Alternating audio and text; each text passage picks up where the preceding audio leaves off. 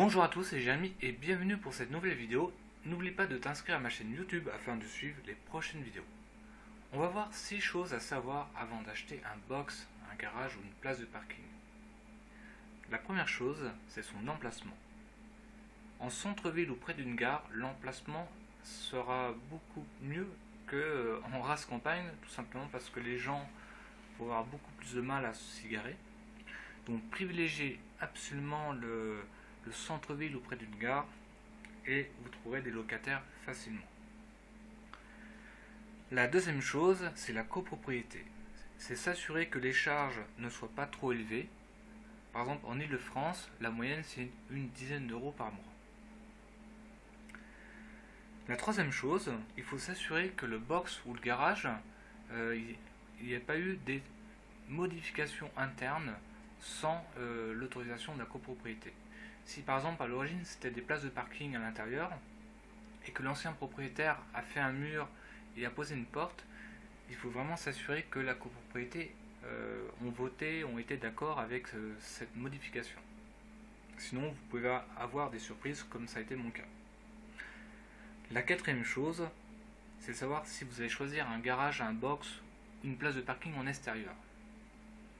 Alors, une place de parking en extérieur, le risque, ça va se louer un peu moins cher, et aussi c'est que les gens, la voiture ne sera pas sécurisée avec une porte comme dans un garage ou un box. C'est vraiment important de privilégier plutôt le garage et le box. Ça sera un peu plus cher, mais les gens ils peuvent laisser des affaires, etc. Donc c'est quand même beaucoup mieux, et en plus on peut louer plus cher. La cinquième chose à savoir, c'est que les frais de notaire lorsqu'on achète un box ou un garage ou une place de parking sont plus élevés que si on achetait un appartement.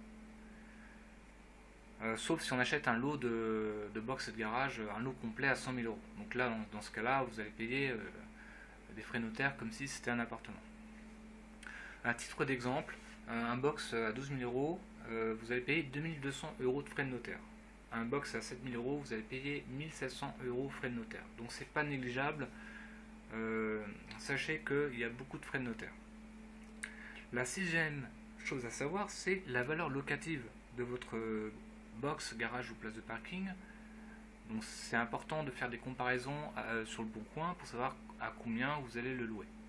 Sachant que aussi il faut faire une comparaison par rapport au prix d'achat qui va vous permettre de calculer le rendement brut et net.